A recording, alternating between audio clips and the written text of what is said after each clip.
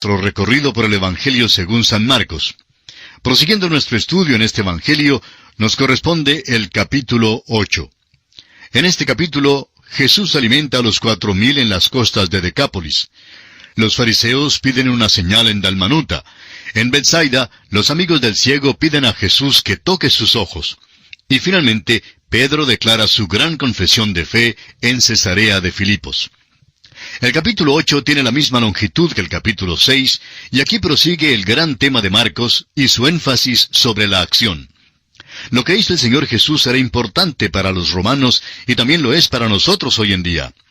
Ahora, ¿es poderoso el Señor como para salvar perpetuamente? ¿Es capaz de hacer el trabajo? Él es el siervo de Dios, y encontramos aquí que sí puede hacer el trabajo. Consideremos, pues, el primer aspecto en este capítulo 8, y vamos a leer para ello los primeros 9 versículos. En aquellos días, como había una gran multitud y no tenían qué comer, Jesús llamó a sus discípulos y les dijo: «Tengo compasión de la gente, porque ya hace 3 días que están conmigo y no tienen qué comer. Y si los enviare en ayunas a sus casas, se desmayarán en el camino, pues algunos de ellos han venido de lejos».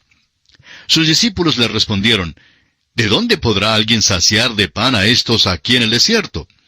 Él les preguntó: «¿Cuántos panes tenéis?». Ellos dijeron: 7.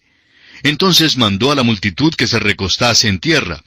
Y tomando los 7 panes, habiendo dado gracias, los partió y dio a sus discípulos para que los pusiesen delante. Y los pusieron delante de la multitud. Tenían también unos pocos pececillos, y los bendijo, y mandó que también los pusiesen delante. Y comieron y se saciaron, y recogieron de los pedazos que habían sobrado 7 canastas. Eran los que comieron como 4,000, y los despidió. Encontramos aquí en este capítulo que nuestro Señor viajó mucho, y no es que hubiera alquilado un automóvil de aquellos Hertz o Avis. No había buenas carreteras en los tiempos de Jesús. Así es que le tocó caminar. Aquella tierra es pequeña, pero cuando se reduce la velocidad a la de caminar, es una tierra bastante grande. Y Jesús viajaba caminando. Hay quienes creen que el milagro de la alimentación de los 4,000, el milagro que se menciona al comienzo de este capítulo, es una duplicación del milagro de la alimentación de los 5,000 y hasta lo pasan por alto. Esta ha sido la causa para que algunos digan que la alimentación de los 4,000 es el milagro despreciado. Cuando el crítico llega a esta parábola, busca en su manera acostumbrada quitarle lo sobrenatural a la Biblia. Su explicación de este milagro es que fue incluido después del milagro de la alimentación de los 5,000, solo para confirmar la alegación de los apóstoles de que Jesús hacía milagros. Es obvio que si esto fuera verdad, el segundo milagro sería más grande que el primero. En vez de 4,000, el número probablemente sería más cerca a los 10,000. Cuando los hombres exageran una cosa, son extravagantes y no son restringidos en el uso del lenguaje. En otras palabras, la exageración es extravagancia y no restricción. Pero lo que tenemos aquí es una restricción. Los 2 milagros que tienen que ver con la alimentación de las multitudes son notablemente análogos en muchos aspectos. El Señor Jesús da a comer a miles, una vez a 5,000 y la segunda vez a 4,000. Pero hay 7 puntos de divergencia que quisiéramos hacer notar en esta oportunidad. Primero, la multitud había estado con el Señor un día, en el primer caso, y en el segundo caso estaba con Él por 3 días. En segundo lugar, en la primera ocasión, Cristo mandó a los discípulos a ir y ver lo que había para comer, mientras que en la segunda ocasión, los discípulos estaban listos con la información antes de que Él se la solicitara. Tercero, cuando dio de comer a los 5,000, había 5 panes y 2 peces. Mientras que para los 4,000 había 7 panes y un número no determinado de pececillos. En cuarto lugar, la primera vez que ocurrió cerca del tiempo de la Pascua, la multitud fue mandada a recostarse por grupos sobre la hierba verde, mientras que la segunda vez, más tarde en el año, cuando ya el verdor del Medio Oriente estaría quemado por el sol oriental, Jesús instruyó a la multitud a recostarse en tierra. Quinto, en el primer caso leemos que nuestro Señor bendijo los panes, en Mateo 14:19. Mientras en la segunda ocasión leemos que Él dio gracias primero por los panes y luego bendijo los pececillos, aquí en Marcos 8:7. En sexto lugar, Después que los 5,000 fueron alimentados, sobraron 12 canastas de pedazos en el primer caso. Pero cuando los 4,000 fueron saciados, hubo 7 canastas que sobraron. Y en séptimo lugar, el número de personas alimentadas fue diferente en las dos ocasiones. Parece que también hay un contraste bien definido entre los dos milagros en cuanto a la hora en que Jesús alimentó a las multitudes. La alimentación de los 5,000 tuvo lugar al final del primer día de estar con ellos. Jesús les había enseñado, pero según nos dice el apóstol Juan, Cristo alimentó a los 5,000 antes del discurso sobre el pan de vida. O sea que este importante discurso fue un tipo de discurso de sobremesa, pudiéramos decir. En la alimentación de los 4,000, la multitud había estado con Jesús por 3 días escuchando sus enseñanzas. El alimento físico siguió a las enseñanzas. En otras palabras, la multitud no había venido para comer, sino para escuchar las enseñanzas de Jesús. Y creemos que esa es una lección importante para nosotros si es que celebramos cenas y banquetes en las iglesias para conseguir que vengan las multitudes. Entonces, amigo oyente, nuestro motivo no es el correcto. Muchas iglesias pueden lograr que asistan muchas personas durante las noches de la semana solamente por el hecho de tener un banquete. Hay algunas clases bíblicas que dependen de la comida para atraer a las personas a fin de que vengan a escuchar un mensaje. Cuando las personas llegan para gozarse de los panes y de los peces, simplemente llegan a ser cristianos de aquellos que se meten en el Evangelio solo por lo que pueden ganar para ellos mismos. ¿Puede entonces bendecir Dios tales esfuerzos sin importarle lo puro que sea el motivo? Bueno, amigo oyente, el fin no siempre justifica los medios. Ahora, al comenzar a leer este capítulo 8, note usted que la expresión «en aquellos días» coloca a este incidente durante el tiempo cuando Jesucristo estaba en Decápolis. La multitud evidentemente había seguido a Jesús a un lugar desierto, el cual era cómodo para la enseñanza, pero no fácilmente accesible para las provisiones. Leamos una vez más el versículo 4 de este capítulo 8 de Marcos. Sus discípulos le respondieron, ¿de dónde podrá alguien saciar de pan a estos aquí en el desierto? Hay algo que es muy interesante aquí. Parece que los discípulos se habían olvidado de la alimentación de los 5,000. Y opinamos que muchos de nosotros hoy en día tenemos la misma experiencia. Dios hace alguna cosa bondadosa y buena por nosotros, y ya nos olvidamos de ello a la hora siguiente. Cuando una nueva necesidad urgente se presenta, nos encontramos como neófitos, es decir, todo nos parece ser nuevo, desconocido. Y este era el caso de estos discípulos. Habían hecho un recuento de la multitud y sabían cuántos panes había. Quizá esperaban que Jesús iba a repetir el milagro de los 5,000. Esta vez había más panes para menos gente, pero todavía la verdad de las cosas era, ¿qué es esto para tantos? Ahora, ¿quién fue el que dio los panes esa vez? No lo sabemos. Algún desconocido los tenía, y aunque no sabemos quién fue, sabemos que algún día recibirá su recompensa. En esta ocasión se sentaron en tierra. Antes Jesús les había mandado a sentarse sobre la hierba verde, pero esta vez mandó que se sentaran sobre la tierra. Y creemos que esto es digno de nuestra atención. Ahora, ¿cuántos peces había? Simplemente dice, unos pocos pececillos. El número realmente no tiene importancia, y Cristo tampoco estaba contando los peces. Cuando Dios está en medio de alguna cosa, usted notará que siempre hay tanto que sobra. Sea que alimente a 5,000 o a 4,000, no les da tan solamente un bocadito, sino una comida de 7 platos. Y a propósito, si añadimos una mujer y un niño a cada hombre, realmente sería aquí por lo menos 12,000 personas, así como 15,000 personas en el milagro anterior. Leamos ahora el versículo 10 de Marcos capítulo 8, que nos conduce al segundo aspecto que consideraremos aquí en este capítulo 8 del Evangelio según San Marcos. Y luego entrando en la barca con sus discípulos, vino a la región de Dalmanuta.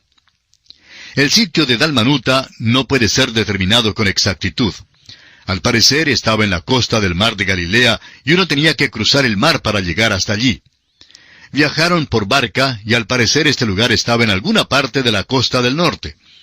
Veremos ahora cómo los sabuesos de odio, una vez más, siguen la pista de Cristo. Leamos los versículos 11 al 16 de este capítulo 8 de Marcos.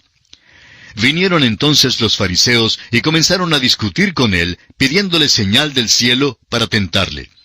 Y gimiendo en su espíritu dijo, ¿Por qué pide señal esta generación? De cierto os digo que no se dará señal a esta generación. Y dejándolos, volvió a entrar en la barca y se fue a la otra ribera. Habían olvidado de traer pan y no tenían sino un pan consigo en la barca. Y él les mandó diciendo, mirad, guardaos de la levadura de los fariseos y de la levadura de Herodes. Y discutían entre sí diciendo, es porque no trajimos pan. Nuestro Señor tuvo que aclarar algunas de las ideas que ellos tenían en cuanto a sus enseñanzas. La levadura se usa en las Escrituras para describir la mala enseñanza. Nunca se usa para representar al Evangelio. Una de las cosas falsas que se enseñan hoy en día es que la levadura simboliza el Evangelio en la parábola de la mujer que escondió la levadura en 3 medidas de harina, que se encuentra en el Evangelio según San Mateo, capítulo 13, versículo 33. El Evangelio es la harina, y la levadura estaba escondida allí, pero no debía haber estado en la harina. Es el proceso que hace que la comida espiritual tenga buen gusto para el hombre natural. Realmente, ¿qué es el liberalismo o los liberales, como los hemos llamado antes? Vinieron a la existencia cuando aquellos predicadores en el púlpito trataron de complacer a los miembros incrédulos de sus iglesias. Y hoy en día hay muchos hombres que tratan de complacer a la congregación, aun cuando la integren algunos incrédulos. Y eso, permítanos decirlo, es el esconder la levadura en la harina. El único pan que quieren comer es el que tiene levadura, porque la levadura hace que el pan tenga buen sabor. La palabra de Dios, amigo oyente, es el verdadero pan sin levadura. Y tengo que confesar que a mí me gusta ese pan. La levadura es, pues, la maldad que se entromete con la enseñanza sana y fiel de la Biblia. Y aquí Jesús amonesta en cuanto a esto. Les dice que ellos deben creer, deben cuidarse de no tener un corazón endurecido, sino un corazón que sea receptivo al Evangelio. Leamos ahora los versículos 17 y 18 de este capítulo 8 del Evangelio según San Marcos. Y entendiéndolo Jesús les dijo, ¿qué discutís? Porque no tenéis pan. ¿No entendéis ni comprendéis?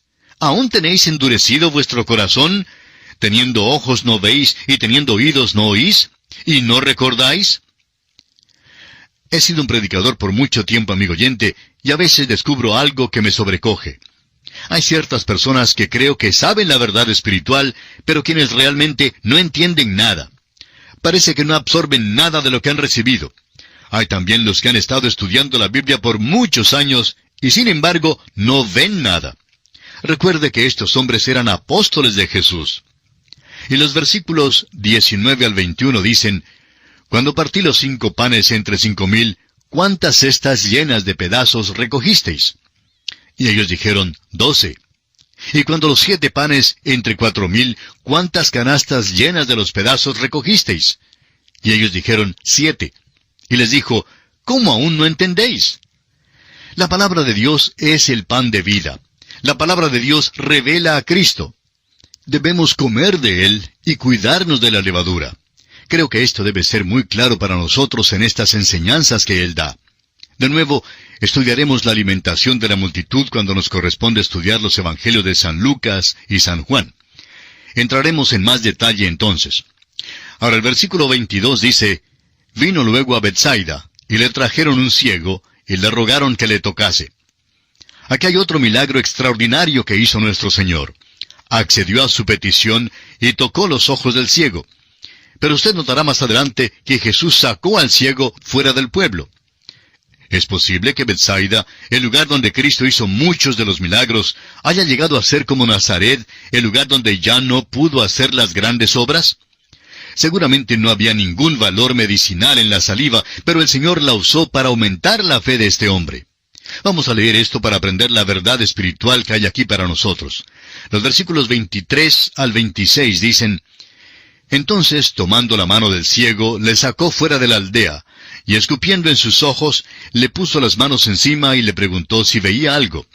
Él, mirando, dijo, Veo los hombres como árboles, pero los veo que andan. Luego le puso otra vez las manos sobre los ojos, y le hizo que mirase, y fue restablecido, y vio de lejos y claramente a todos. Y lo envió a su casa, diciendo, No entres en la aldea, ni lo digas a nadie en la aldea. Sobre este lugar de Betsaida ya se había pronunciado el juicio que encontramos en Mateo, capítulo 11, versículo 21. Ahora hay algo en este milagro que queremos mirar con mucho cuidado. ¿Por qué usó Jesús este método? ¿No pudo haber abierto los ojos de este hombre igualmente como lo hizo en otras ocasiones? Claro que sí. Bien pudo haberle abierto los ojos al principio. Pero hay una lección aquí para el ciego y para nosotros. Hay 3 períodos en este caso. Primero, la ceguera. Al principio todos somos ciegos espiritualmente. Con el ciego podemos decir, habiendo sido ciego, ahora veo. Pero usted notará que el ciego solo tenía vista parcial. Y es Marcos quien nos cuenta de esto, pues Marcos es el que relata los milagros. En segundo lugar, la vista parcial. ¿No es esta la condición nuestra hoy en día? El apóstol Pablo en su carta a los Corintios, capítulo 13, versículo 12, nos dice, ahora vemos por espejo, oscuramente, mas entonces veremos cara a cara. De vez en cuando recibimos cartas de los que nos dan a entender que tienen gran discernimiento espiritual. Se encuentran entre los que descollan sobre todos los demás y a veces nos dicen que, según el pensar de ellos, allí es donde nos encontramos nosotros. Pero, amigo oyente, tengo que confesar que yo simplemente veo como por espejo, oscuramente. Hay tantas cosas que todavía no entiendo. Pero hay quienes no piensan así. Creen que saben todas las cosas que aún quedan por saberse. Esa es una de las calamidades en algunas iglesias hoy en día. Hay muchos miembros que nunca asisten la noche del estudio bíblico. ¿Y sabe por qué no van? Porque ya saben más de lo que sabe el pastor. Ahora, eso puede ser verdad. Pero lo trágico es que muchos creen que saben mucho más de lo que realmente saben. Sócrates, en su tiempo, declaró que él era el más sabio entre todos los atenienses. Eso, por supuesto, escandalizó a todo el mundo porque Sócrates era un hombre muy humilde. Le preguntaron entonces qué era lo que quería decir. Y él respondió, pues ustedes saben que hay muchísimos atenienses que creen que saben algo, y yo sé que nada sé. Y siendo que yo sé lo que no sé, soy el más sabio entre los atenienses. Amigo oyente, permítanos decirle que hay muchísimos santos hoy en día que piensan, que creen que saben algo. Pero el apóstol Pablo en su primera carta a los Corintios capítulo 13, versículo 12 dice que ahora vemos por espejo oscuramente, lo que es nuestra condición hoy en día. Mas entonces veremos cara a cara. Y estaré muy contento cuando llegue allí donde sí voy a saber algo. Y el tercer período que encontramos en este pasaje es la vista perfecta. Recibiremos la vista perfecta espiritual cuando lleguemos a la presencia del Señor. Y entonces será cuando podamos ver verdaderamente. Volviendo a este pasaje, note usted que cuando nuestro Señor terminó aquí, había curado completamente a este hombre. Hay algo aquí que no podemos desarrollar enteramente ahora por falta de tiempo, pero ¿ha notado usted los diferentes métodos que usó nuestro Señor para abrir los ojos de los ciegos? Aquí en Betsaida, cuando sanó a este ciego, tocó sus ojos. Cuando Jesús sanó al ciego Bartimeo, no le tocó de ninguna manera, sino que simplemente le habló desde una distancia, y la fe sola abrió sus ojos. Pero en el Evangelio de Juan, capítulo 9, tenemos un método completamente diferente. En el caso del hombre que había nacido ciego, Jesús le mandó que fuera y se lavara en el estanque de Siloé para recibir su vista. Ahora los versículos 27 al 33 nos entregan el penúltimo aspecto en consideración en este capítulo 8 de Marcos, o sea, la confesión de Pedro. Y pasamos mucho tiempo y entramos en muchos detalles sobre esto cuando estudiábamos el Evangelio de Mateo, y no vamos a repetir tanto en esta oportunidad. Lo importante aquí es, ¿quién es Jesús? Jesús quería saber la apreciación que tenían los hombres de él. Y la pregunta importante, amigo oyente, es, ¿qué opina usted de Cristo? Para poder ser unidos a Él, es decir, unidos a Él en una relación correcta, y para disfrutar de aquella relación, lo que usted, amigo oyente, opina de Cristo es muy importante. Eso es esencial para la salvación. Creemos que la cosa más noble que Simón Pedro jamás hiciera fue confesar, tú eres el Cristo. Mateo da la cita completa al decir en el capítulo 16, versículo 16, tú eres el Cristo, el Hijo del Dios viviente. El Señor no revela su persona aparte de su obra de redención. Note usted que inmediatamente después que Pedro confesó quién era, los discípulos le reconocieron verdaderamente. Y entonces Él les dijo que era necesario al Hijo del Hombre padecer mucho y ser desechado por los ancianos, por los principales sacerdotes y por los escribas, y ser muerto y resucitar después de 3 días, según el versículo 31. Los últimos versículos 34 al 38 de este capítulo 8 de San Marcos nos entregan el último aspecto en consideración. Leamos estos versículos. Y llamando a la gente y a sus discípulos les dijo, si alguno quiere venir en pos de mí, niéguese a sí mismo y tome su cruz y sígame. Porque todo el que quiera salvar su vida la perderá, y todo el que pierda su vida por causa de mí y del Evangelio la salvará. Porque ¿qué aprovechará al hombre si ganare todo el mundo y perdiere su alma? ¿O qué recompensa dará el hombre por su alma? Porque el que se avergonzare de mí y de mis palabras en esta generación adúltera y pecadora, el Hijo del Hombre se avergonzará también de él cuando venga en la gloria de su Padre con los santos ángeles. Aquí no da una condición para la salvación, sino que declara la posición de los que ya son salvos. De esto es que habla él, porque el que se avergonzare de mí. ¿Qué clase de cristiano es usted hoy en día, amigo oyente? ¿Es usted el que reconoce a Cristo y le sirve y le glorifica? Amigo creyente que me escucha, esto es de suma importancia en los días en que vivimos nosotros. Y a usted y a mí corresponde dar una respuesta honesta a esta pregunta. Y aquí concluye nuestro estudio del capítulo 8 del Evangelio según San Marcos. En la continuación de este estudio retornaremos en nuestro próximo programa. Hasta pronto, y que Dios le bendiga es nuestra ferviente oración.